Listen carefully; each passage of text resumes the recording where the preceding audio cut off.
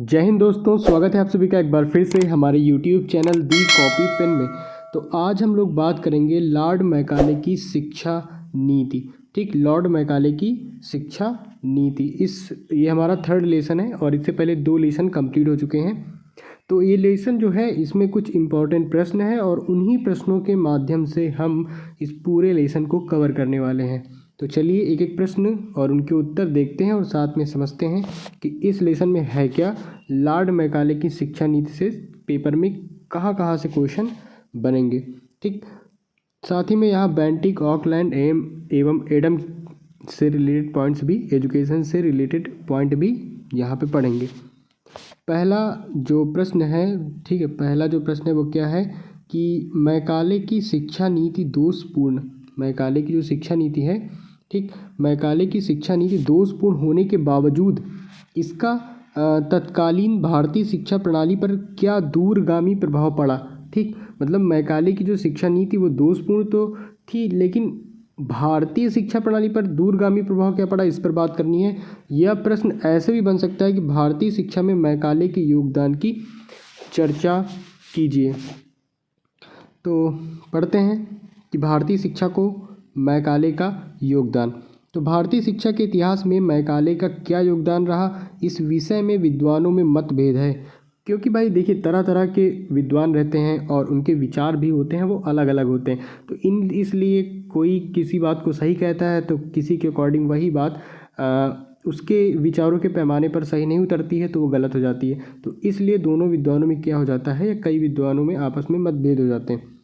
कुछ विद्वान मैकाले को भारतीय शिक्षा के इतिहास में मार्ग प्रदर्शक मानकर चलते हैं, तो दूसरे विद्वानों के अनुसार मैकाले को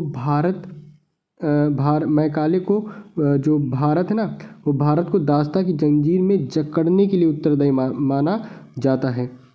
अब यहाँ जैसे दादा भाई नौरोजी हैं, दादा भाई नौरोजी ने मैकाले की इन्होंने प्रशंसा करते हुए क्या कहा, ठीक, क्या कहा कि मैकाले भारत की उन्नति करना चाहता था, उसके इरादे नेक थे, उसने हमारी संस्कृति पर जो आरोप लगाए उनको हमें उदारतापूर्वक भूल जाना चाहिए, उसकी अज्ञानता के लिए हमें क्षमा करना चाहिए। और मैकाले के विषय में कुछ बातें ध्यान देने योग्य हैं, जैसे कि ये दादा भाई नौरोजी ने उनके अकॉर्डिंग जो क्या कह रहे हैं। तो मैकाले को भारतीय शिक्षा का अग्रदूत माना जा सकता है। वह पहला अंग्रेज विद्वान था जिसके विचारों से प्रभावित होकर एक ऐसी सरकारी नीति निर्धारित हुई जिससे प्राच्य पाश्चात्य विवाद, ये इसके पहले वाले वीडियो में आप लोगों ने पढ़ा था कि प्राच्य और पाश्चात्य विवाद क्या है, ठीक, वो क्या हो गया, समाप्त हो गया। किसकी नीति से, मैकाले की शिक्षा नीति से। और आधुनिक अंग्रेजी शिक्षा की नींव पड़ गई। ठीक, सेकंड पॉइंट में ये कहते हैं कि मैकाले के विवरण पत्र से भारत के लिए प्राच्य पाश्चात्य ज्ञान विज्ञान का द्वार खुल गया, क्योंकि अंग्रेजी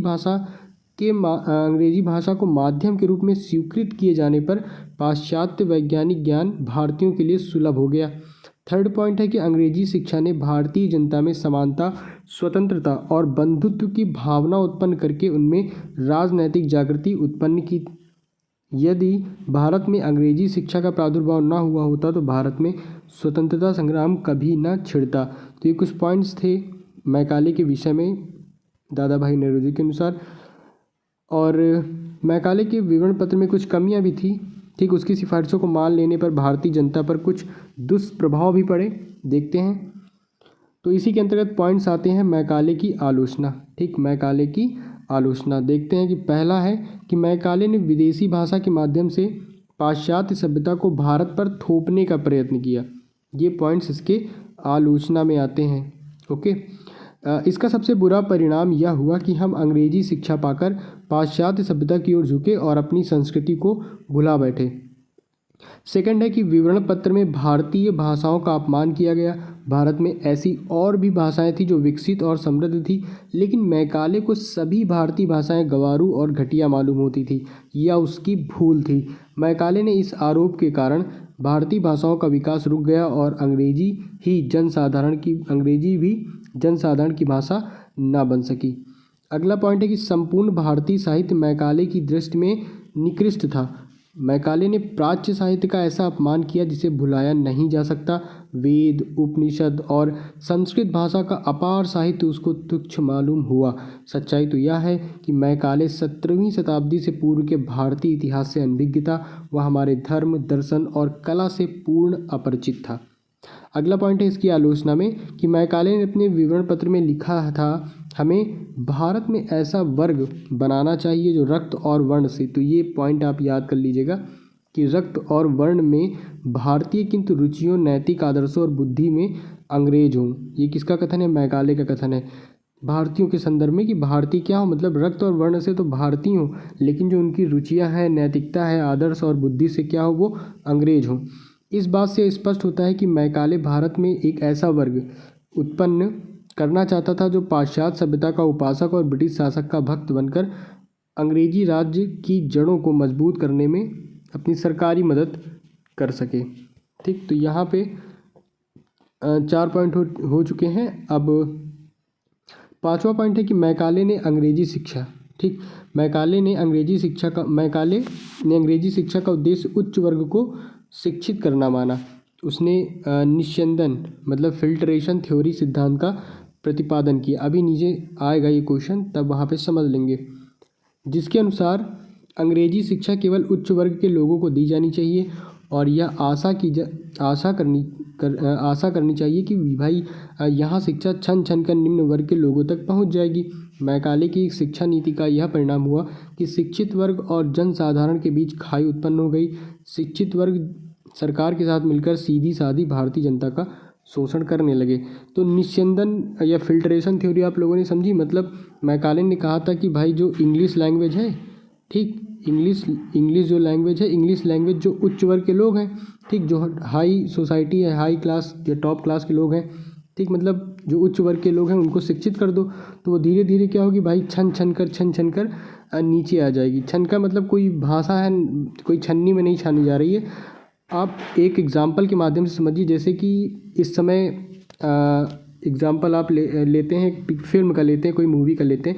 अब वहाँ पे जो हीरो है, ठीक, या जो हीरो क्या कहें, या फिर जो अभिनेता है, ठीक, एक्टर है या एक्ट्रेस है, वो जिस तरह के कपड़े पहनते हैं, ठीक, जिस तरह के कपड़े पहनते हैं, देखिए धीरे धीरे महीने 2 महीने 3 महीने के बाद वो कपड़े क्या हो जाते हैं, नॉर्मल हो जाते हैं, और नॉर्मल लोग उन कपड़ों का यूज़ करने लगते हैं, उसी तरह के कपड़े पहनने लगते हैं, ठीक, और सोचते हैं कि हमने एक्टर या एक्ट्रेस की तरह कपड़े पहन लिया, ठीक। बाकी सबसे पहले वो ऊपर के मतलब एक्टर को ही वो कपड़े मिले थे नए डिज़ाइन के। सबसे पहले भाई नीचे के लोगों को तो नहीं आ गए, मतलब जो मिडिल क्लास या फिर जो हम लोग जैसे हैं। उसी तरह इसने भी कहा कि भाई जो अंग्रेजी शिक्षा है वो जब बड़े लोगों को सिखा दो, वो जब बोलेंगे तो धीरे धीरे नकल कर करके जो निम्न वर्ग के लोग हैं वो भी उसका अनुसरण करने लगेंगे। तो ये निस्यंदन सिद्धांत का मतलब ये था। अगले पॉइंट की बात करते हैं, छठे पॉइंट की, कि मैकाले ने 1836 ईस्वी में अपने पिता को एक पत्र में अपनी इच्छा प्रकट की कि यदि भारत में उसकी शिक्षा नीति सफल हो गई तो 30 वर्ष के अंदर बंगाल के उच्च घराने में भी एक मूर्ति पूजक शेष नहीं रह जाएगा। इस प्रकार मैकाले की हार्दिक अभिलाषा थी कि भारत की धार्मिक एकता को नष्ट भ्रष्ट कर देना, परंतु उसका यह सपना पूरा ना हो सका। फिर भी मैकाले के विवरण पत्र का भारतीय शिक्षा के इतिहास में महत्वपूर्ण स्थान है। अंग्रेजी शिक्षा के कारण ही भारत में राजनीतिक जागृति, वैज्ञानिक चेतना और आर्थिक विचारधाराएं फैली। भारतवासियों ने अंग्रेजी पढ़ी, पाश्चात्य साहित्य का अध्ययन किया। देखिए, किसी भी चीज़ के दो पहलू होते हैं, ठीक। ये तो विचारों की बात होती है कि आप उनको कैसे समझते हैं। कोई भी चीज़ होगी वो अगर सही यूज़ होगा तो वो बेहतर होगी और गलत यूज़ होगा तो वो बेकार मानी जाएगी, ठीक। बस यही है कि आप उसको किस संदर्भ में सोचते हैं और कैसे उसके बारे में आप अपनी विचारधारा को रखते हैं। इसके बाद उसने प्रेरणा ली और संघर्ष किया, भले ही सफलता प्राप्त करने में भारतीयों को 1 शताब्दी का समय लगा। इस प्रकार मैकाले ने भारत को नवीन विचार एवं अंग्रेजी की शिक्षा देकर अनजाने में भारत का हित ही किया। तो ये हो गया। अब नेक्स्ट है कि निस्यंदन सिद्धांत क्या है। देखिए आ गया, और निस्यंदन सिद्धांत क्या, और मैकाले ने सिद्धांत का मूल्यांकन मतलब मैकाले का जो सिद्धांत नहीं है इसका हमें मूल्यांकन करना और एग्ज़ाम में आया हुआ प्रश्न है। तो इस सिद्धांत का प्रतिपादन आपको पता है किसने किया है, मैकाले ने किया है। याद कर लीजिए किसने किया है, मैकाले ने किया है। तो इस सिद्धांत का विकास इस अर्थ में हुआ है कि कुछ लोगों को अंग्रेजी में अच्छी शिक्षा दी जाए ताकि वे अंततः साधारण को भारतीय भाषाओं के माध्यम से शिक्षित कर सकें। प्राच्य पाश्चात्य शिक्षा विवाद के साथ साथ इसी काल में जन शिक्षा एवं उच्च शिक्षा का संघर्ष भी सतत रूप से चला। भारत में शिक्षा के विस्तार के विषय में एक महत्वपूर्ण प्रश्न यह भी था कि जनता को शिक्षित किया जाए अथवा किसी वर्ग विशेष को उच्च शिक्षित किया जाए। व्यापारियों की कंपनी होने के कारण ईस्ट इंडिया कंपनी भारतीयों की शिक्षा पर कम से कम धन व्यय करना चाहती थी। लॉर्ड मैकाले ने जनसाधारण को शिक्षा देने के पक्ष में नहीं था।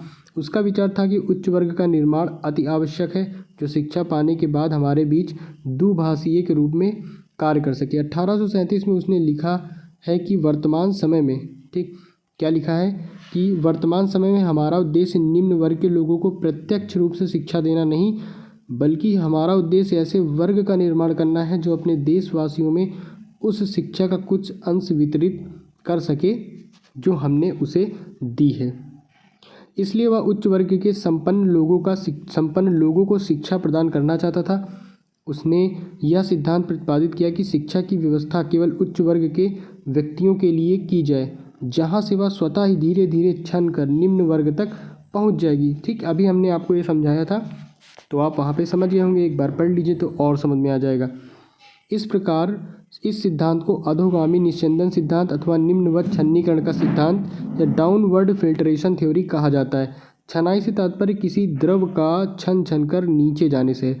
शिक्षा के क्षेत्र में निस्यंदन का या छनाई से तात्पर्य समाज के उच्च वर्ग को दी गई शिक्षा का कालांतर में निम्न वर्ग तक पहुँचने से है। ठीक, देखिए, पहले जो उच्च वर्ग है उसको शिक्षा दी जाए जिससे वो एक समय बाद या काफ़ी टाइम बाद, क्योंकि तुरंत तो कोई चीज़ होती नहीं है, धीरे धीरे छन छन कर जो शिक्षा है वो निम्न वर्ग तक अपने आप पहुंच जाएगी। निस्यंदन सिद्धांत मानने वालों का मानना है कि समाज का निम्न वर्ग उच्च वर्ग के व्यवहार का अनुसरण करता है। अतः यदि समाज के उच्च वर्ग को अंग्रेजी साहित्य, विज्ञान तथा रीति रिवाजों में शिक्षित कर दिया जाए तो कालांतर में उसके आचरण तथा व्यवहार का अनुसरण करके निम्न वर्ग शिक्षा के प्रकाश से आलोकित हो जाएगा। बम्बई के गवर्नर काउंसिल के सदस्य फ्रांसिस वार्डन ने 1823 में इस सिद्धांत का समर्थन करते हुए विचार व्यक्त किया कि बहुत से व्यक्तियों को थोड़ा सा ज्ञान देने की अपेक्षा थोड़े से व्यक्तियों की, ये आप कथन ध्यान में रखिएगा कि बहुत से व्यक्तियों को थोड़ा ज्ञान देने की अपेक्षा थोड़े से व्यक्तियों को बहुत सा ज्ञान देना उत्तम तथा निरापद होगा। 1830 में अपने एक परिपत्र में कंपनी के संचालकों ने इस सिद्धांत को यह कहते हुए समर्थन किया कि शिक्षा की प्रगति तभी संभव है जब उच्च वर्ग के उन लोगों को शिक्षा दी जाए जिनके पास अवकाश है और जिनका अपने देश के निवासियों पर प्रभाव है। ठीक, ईसाई मिशनों ने भी इस सिद्धांत का समर्थन करते हुए कहा है, यदि भारत में उच्च वर्ग के हिंदुओं को अंग्रेजी शिक्षा देकर ईसाई धर्म का अनुयायी बना लिया जाए तब निम्न वर्ग के व्यक्ति उनके उदाहरण से प्रभावित होकर स्वयं ईसाई धर्म अपना लेंगे। तो देखिए, अलग अलग लोगों के अलग अलग विचार थे निस्यंदन सिद्धांत को लेकर, फिल्ट्रेशन थ्योरी को लेकर। तो आप एक दो बार पढ़ेंगे समझ में आ जाएगा, बाकी आप इसके कॉन्सेप्ट को ध्यान में रखिए। ठीक, तो ये बिल्कुल समझ में आ जाएगा। अब मैकाले के द्वारा इस सिद्धांत को प्रतिपादित करने के कुछ कारण प्रतीत होते हैं, जैसे कि कंपनी के पास जनसाधारण की शिक्षा के लिए आवश्यक धन नहीं था। भाई धन नहीं था इसलिए उसने कहा था, मतलब ये कुछ कारण हैं जो उसकी ये जो पॉलिसी उसको लागू करने की, कंपनी के पास जनसाधारण की शिक्षा के लिए आवश्यक धन नहीं था। उच्च वर्ग को शिक्षित करके उन्हें जनसाधारण की शिक्षा का उत्तरदायित्व दिया जा सकता है। ऐसे उच्च शिक्षित व्यक्तियों की पहचान की आवश्यकता थी जिन्हें उच्च पदों पर आसीन करके शासन को सुदृढ़ बनाया जा सके। उच्च वर्ग को पाश्चात्य आचार विचारों की शिक्षा देकर जनसाधारण को प्रभावित किया जा सके। ठीक, प्रभावित किया जा सके। और इस सिद्धांत की व्याख्या करते हुए आर्थर पेयू ने अपनी पुस्तक एजुकेशन ऑफ इंडिया, कि किसकी पुस्तक है, आर्थर पेयू की एजुकेशन ऑफ इंडिया में लिखा है कि जन समूह में शिक्षा को ऊपर से नीचे को छन छन कर पहुंचना है। बूंद बूंद कर भारतीय जीवन के हिमालय से उपयोगी शिक्षा नीचे की ओर बहती हुई कुछ समय में चौड़ी तथा विशाल धारा में बदलकर शुष्क मैदानों में सिंचाई करे। ये कहा है अपनी पुस्तक एजुकेशन ऑफ इंडिया में, और पुस्तक किसकी है? आर्थर की है। लॉर्ड मैकाले ने अपने विवरण पत्र 1835 में लिखा था कि हमें इस समय ऐसे वर्ग का निर्माण करना चाहिए जो हमारे आगे उन लाखों व्यक्तियों के मध्य जिन पर हम शासन करते हैं दो भाषाओं का कार्य करे। ठीक, मतलब वो उच्च वर्ग को अंग्रेजी शिक्षा देना चाहते थे जिससे कि वो दुभाषिक रूप में सरकार की हेल्प के तौर पर उनका काम कर सके। हमें इसी वर्ग पर देश की भाषा को निश्चित करने का कार्य छोड़ देना चाहिए। अंत में लॉर्ड ऑकलैंड ने इस सिद्धांत को स्वीकृति प्रदान की और लिखा, सरकार को समाज के उच्च वर्गों में उच्च शिक्षा का प्रसार करना चाहिए जिनके पास अध्ययन हेतु अवकाश है और जिनकी संस्कृति जनता में छन कर पहुंचनी है। ठीक, तो ये सिद्धांत के बारे में था। अभी और भी है कि लॉर्ड ऑकलैंड ने इस सिद्धांत को सरकारी नीति के रूप में घोषित किया और इस घोषणा के समर्थन में उसने कुछ 4 तर्क दिए। कौन कौन से 4 तर्क देखते हैं भैया। पहला है कि सरकार को अपने साम्राज्य की नींव मजबूत बनाने में ऐसे लोगों की आवश्यकता है जो राजकीय पदों पर कार्य कर सकें और इसके लिए उच्च वर्ग ही सबसे अच्छा है। सेकंड है कि सरकार के पास इतने साधन नहीं हैं कि जनसाधारण की शिक्षा का भार अपने ऊपर ले सके। थर्ड है कि उच्च वर्ग के लोगों को शिक्षित करके जनसाधारण की शिक्षा का उत्तरदायित्व उनको सौंपा जा सकता है। ये ऑकलैंड ने 4 तर्क दिए थे, 3 हो चुके हैं। चौथा ये है कि उच्च वर्ग के लोगों को अंग्रेजी माध्यम में अंग्रेजी साहित्य तथा विद्वानों को शिक्षा देकर उनके रहन सहन और विचारों को परिवर्तित किया जा सकता है और इस प्रकार निम्न वर्ग के लोगों को प्रभावित किया जा सकता है।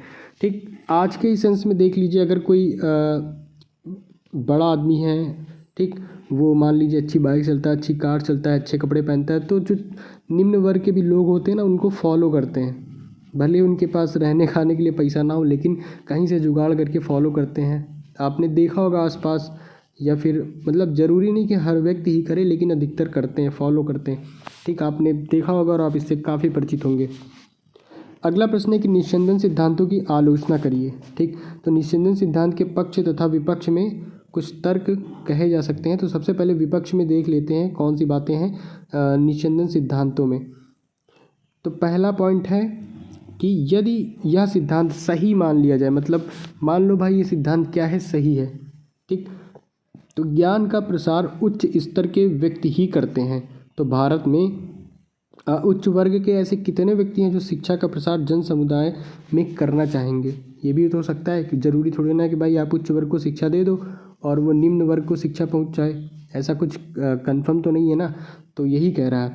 सेकंड है कि यदि यह सिद्धांत मान लिया जाए कि ज्ञान उच्च स्तर से निम्न स्तर को निस्यंदित होता है तो उच्च शिक्षा के लिए महाविद्यालय खोलने से पहले हमें सर्वांग पूर्ण विश्वविद्यालय, फिर राष्ट्रीय विश्वविद्यालय, फिर प्रांतीय विश्वविद्यालय, फिर महाविद्यालय, जिला स्कूल, परगना स्कूल, ठीक, और ग्राम स्कूल खोलने चाहिए। ऐसा करना सरकार के लिए आवश्यक है।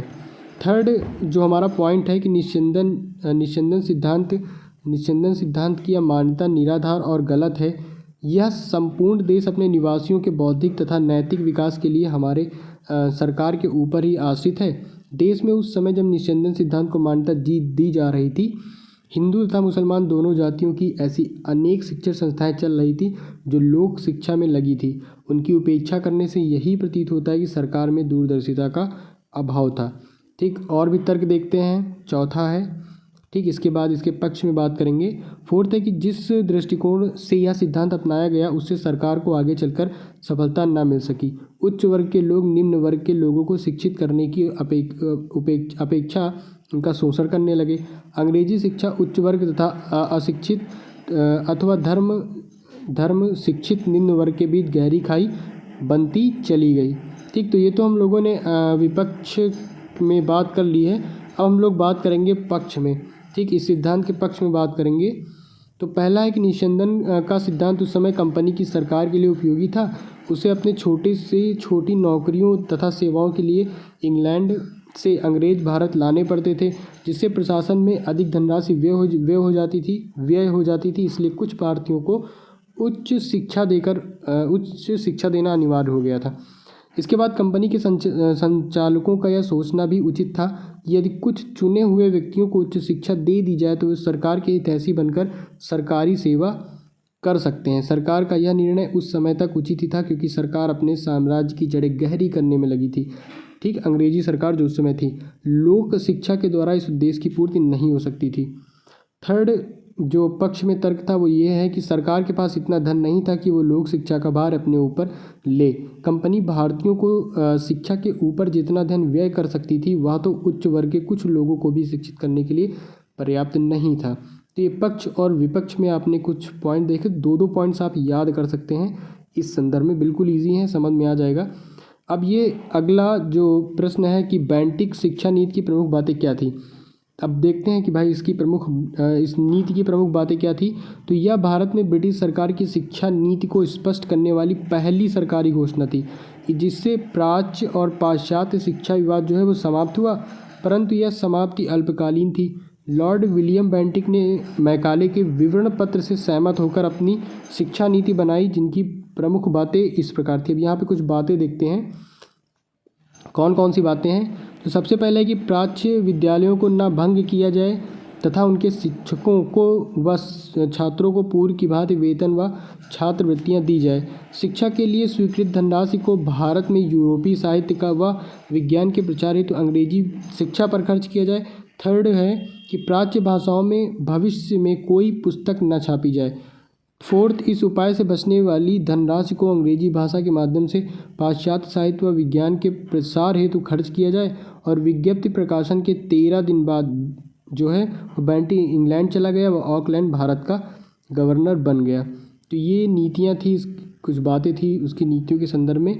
अब लॉर्ड ऑकलैंड की नीति पढ़ते हैं भैया।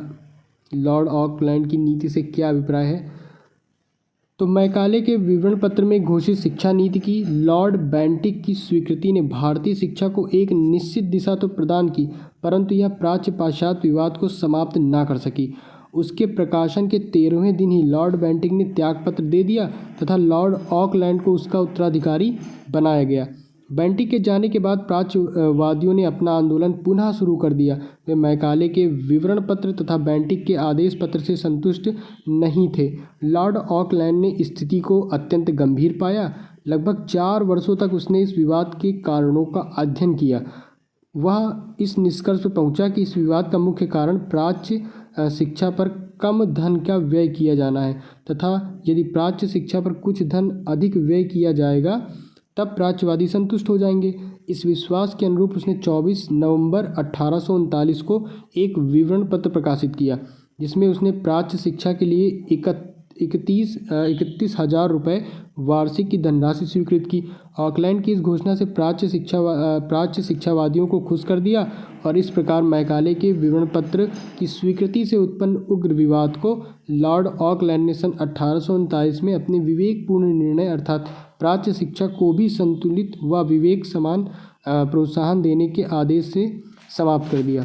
ठीक, तो लॉर्ड ऑकलैंड निस्संदन सिद्धांत का समर्थक था। उसने अपने इस विवरण पत्र में निस्संदन सिद्धांत को शिक्षा की सरकारी नीति के रूप में स्वीकार करते हुए घोषणा की कि सरकार के प्रयास समाज के उच्च वर्गों में शिक्षा के प्रसार तक सीमित रहने चाहिए, जिनके पास अध्ययन के लिए अवकाश है तथा जिनकी संस्कृति क्षण कर जनसाधारण तक पहुँचेगी। ठीक, तो ये तो ऑकलैंड की बात हो गई है। तो जो भी बड़े प्रश्न थे यहाँ पे समाप्त हो चुके हैं।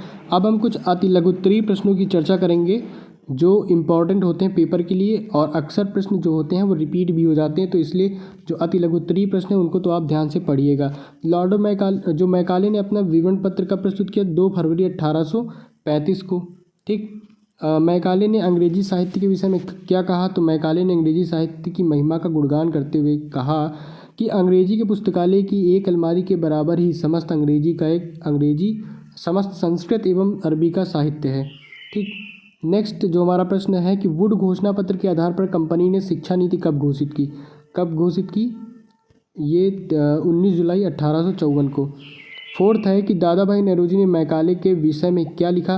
तो भाई दादा भाई नौरोजी ने प्रशंसा करते हुए कहा था कि मैकाले भारत की उन्नति करना चाहता था, उसके इरादे नेक थे। उसने हमारी संस्कृति पर जो आरोप लगाए उनको हमें क्या करना चाहिए, उदारतापूर्वक भूल जाना चाहिए और उसकी अज्ञानता के लिए हमें उसे क्षमा करना चाहिए। तो ये दादा भाई नौरोजी ने मैकाले के विषय में लिखा या कहा है।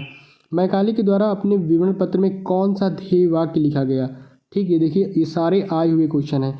तो उसने भाई कौन सा ध्येय वाक्य लिखा गया, तो एक यही कि एक अच्छे यूरोपीय पुस्तकालय की एक अलमारी का साहित्य भारत व अरब का संपूर्ण साहित्य के समान है। छठा है कि वुड के आदेश पत्र में शिक्षा का माध्यम क्या निर्धारित किया गया, तो अंग्रेजी तथा भारतीय भाषाएं। किसमें, वुड के आदेश पत्र में। अगला जो है कि सन 1813 के आज्ञा पत्र ने भारतीय शिक्षा के इतिहास को किस प्रकार एक नई दिशा दी, तो मैकाले के विवरण पत्र से भारत के लिए प्राच्य पाश्चात्य ज्ञान विज्ञान का द्वार खुल गया, क्योंकि अंग्रेजी भाषा को माध्यम के रूप में स्वीकार न किए जाने पर पाश्चात्य वैज्ञानिक ज्ञान भारतीयों के लिए सुलभ हो गया। ठीक, अब आठवां प्रश्न है कि मैकाले का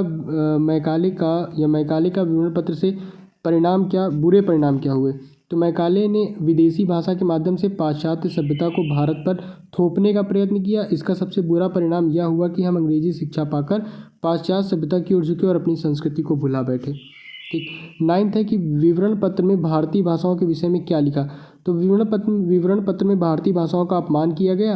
भारत में ऐसी भी भाषाएं थी जो विकसित और समृद्ध थी, लेकिन मैकाले को सभी भारतीय भाषाएं गंवारू और घटिया मालूम होती थी। यह उसकी भूल थी। मैकाले ने इस आरोप के कारण भारतीय भाषाओं का विकास रुक गया और अंग्रेजी भी जनसाधारण की भाषा ना बन सकी। अगला प्रश्न है कि मैकाले शिक्षा द्वारा भारत के किस प्रकार का वर्ग तैयार करना चाहता था, तो उसने कुछ भाई अभी जब लॉन्ग प्रश्न पढ़ रहे थे हम लोग, तो उसमें लिखा था कि भाई वो ऐसे भारतीयों का एक ऐसा वर्ग तैयार करना चाहता था जो रक्त और वर्ण से क्या हो, भारतीय हो, लेकिन रुचि नैतिक आदर्शों और बुद्धि से क्या हो, अंग्रेज हो। ठीक, तो ये था जो क्या कर सकें, जो पाश्चात्य सभ्यता के उपासक हों और ब्रिटिश शासन का भक्त बनकर अंग्रेजी राज की जड़ें मजबूत करने में सरकारी मदद कर सकें। अगला है कि शिक्षा में छनाई या निस्यंदन सिद्धांत से क्या तात्पर्य है, तो ये तो आपको पता ही हो गया होगा कि इसका मतलब क्या है कि उच्च वर्ग को दी गई शिक्षा जो होती है वो कालांतर में निम्न वर्ग तक पहुंच जाती है। शिक्षा में छनाई या निस्यंदन सिद्धांत तो आप समझ गए हैं। इसके बाद शिक्षा में फ्रांसिस वार्डन ने इस सिद्धांत के विषय में क्या कहा देखते हैं।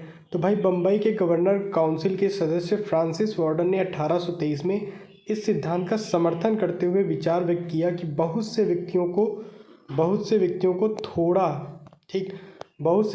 थोड़ा ज्ञान देने की अपेक्षा थोड़े से व्यक्तियों को बहुत सा ज्ञान देना अधिक उत्तम तथा निरापद होगा। ठीक, थर्ड जो हमारा 13वां प्रश्न है वो क्या है कि आर्थर पहयुद ने अपनी पुस्तक में इस सिद्धांत के विषय में क्या लिखा, इसको भी देख लेते हैं। तो इन्होंने क्या लिखा कि भाई जन समूह में शिक्षा को ऊपर से नीचे को छन कर पहुंचना है। बूंद बूंद कर भारतीय जीवन के हिमालय से उपयोगी शिक्षा नीचे की ओर बहती हुई कुछ समय में चौड़ी तथा विशाल धारा में बदलकर शुष्क मैदानों में सिंचाई करे। ये आर्थर के अनुसार हो गया। इसके बाद हमारा 14 क्वेश्चन है कि लॉर्ड ऑकलैंड ने सिद्धांत के विषय में किस प्रकार सरकारी नीति के रूप में स्वीकार किया है। ठीक, तो उन्होंने क्या कहा है कि लॉर्ड ऑकलैंड निस्यंदन सिद्धांत का समर्थक था। उसने अपने इस विवरण पत्र में निस्यंदन सिद्धांत को शिक्षा की सरकारी नीति के रूप में स्वीकार करते हुए घोषणा की कि सरकार के प्रयास समाज के उच्च वर्गों में उच्च शिक्षा के प्रसार तक सीमित रखने चाहिए, जिनके पास अध्ययन के लिए अवकाश है तथा जिनकी संस्कृति छन कर जनसाधारण तक पहुंचेगी। तो इसी के साथ आज का जो वीडियो है यहीं पे समाप्त होता है। और इस वीडियो में जो आपको कुछ बैकग्राउंड में जो आवाज़ें सुनाई दी हैं मशीन चलने की, अगर उसके लिए भाई माफ़ी मांगते हैं। तो वो कभी कभी कुछ हो जाता है, बाकी कोशिश करेंगे कि वीडियो आपसे एकदम क्लियर हो। ठीक, बाकी आप पढ़ लीजिए, आवाज़ क्लियर है, आराम से आप ईयरफोन लगा के ऐसे भी पढ़ लेंगे। अगर आप पढ़ रहे हैं तो अच्छे से पढ़िए। बाकी आज का जो वीडियो है यहीं तक है। इसके बाद हम आने वाले वीडियो में अगले टॉपिक की चर्चा करेंगे। ठीक, तो वीडियो में अंत तक बने रहने के लिए आपका बहुत बहुत धन्यवाद। मिलते हैं हम लोग अपने अगले वीडियो में।